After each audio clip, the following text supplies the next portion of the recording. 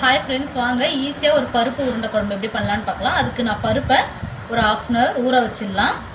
அதுக்கு வெங்காயம் தக்காளி அரைச்சி எடுத்துன்னு வந்துக்கலாம். ஒரு நீல வாக்கில் ஒரு 4 வெங்காயம் அரைஞ்சி வச்சுருக்கேன், 4 தக்காளி, ஒரு பத்தை தேங்காய் பத்தை, 2 பச்சை மிளகாய், கொஞ்சம் கருவேப்பிலை, கொத்தமல்லி எல்லாத்தையும் போட்டு கொஞ்சோண்டு சோம்பு போட்டு எண்ணெயில் நல்லா வதக்கி மிக்சியில் அரைச்சின்னு வந்துடலாம். ஃப்ரெண்ட்ஸ், பருப்பு 1/2 அன் ஹவர் ஊறிடுச்சு. பருப்புக்கு அரைச்சின்னு வந்தாச்சு. உருண்டைக்கு கொஞ்சோண்டு ஒரு 1/2 ஸ்பூன் சோம்பு,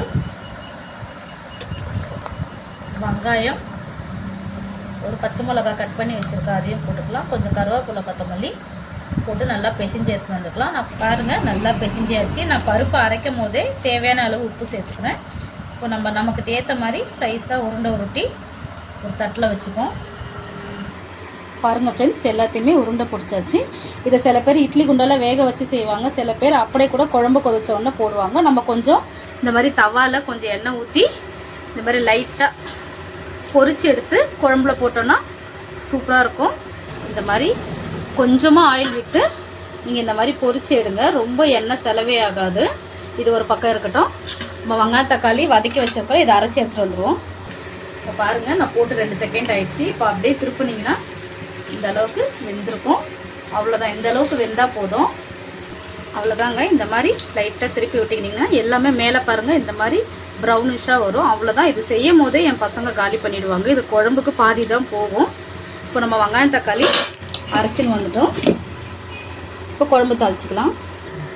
அவ்வளோதான் ஃப்ரெண்ட்ஸ், 2 பக்கமும் ப்ரௌனிஷாக ஆகிடுச்சு. இதை ஆஃப் பண்ணிக்கலாம். நம்ம இப்போ போண்டா பொரிச்சோம்ல, அந்த எண்ணெயில் தான் தாளிக்கிறோம். கொஞ்சம் கடுகு, கொஞ்சோண்டு சோம்பு, பொரிஞ்சதும் கொஞ்சோண்டு கருவேப்பிலை போட்டுக்கோங்க. கலவையை அதை சேர்த்துக்கலாம். இது நான் அரிசி கழுவுன 2வது தண்ணி. இதில் குழம்பு வைங்க. நான் மீன் குழம்புக்கு இந்த மாதிரி குழம்புக்கெலாம் இது தான் யூஸ் பண்ணுவேன். டேஸ்ட்டு சூப்பராக இருக்கும். இதை அப்படியே ஜாரில் அலசி ஊற்றிக்கலாம். இப்போது ஒரு 1/2 ஸ்பூன் மஞ்சத்தூள், ஒரு 3 ஸ்பூன் தனியாத்தூள் சேர்த்துக்கிறேன்,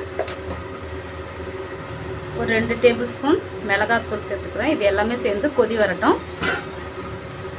இப்போ பாருங்கள் நல்லா குழம்பு கொதிக்குது. இந்த ஸ்டேஜில் நமக்கு தேவையான அளவு உப்பு ஆட் பண்ணிக்கோங்க.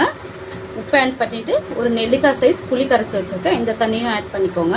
இப்போ பாருங்கள், புளி ஊற்றுனதுக்கப்புறம் நல்லா கொதி வந்து எண்ணெய் பிரிஞ்சு வருது. இதை ஓரெல்லாம் வழித்து விட்டு ரொம்ப தண்ணியாகவும் இல்லை கெட்டியாகவும் இல்லை, இந்த இதில் நம்ம உருண்டையை சேர்த்துக்கலாம்.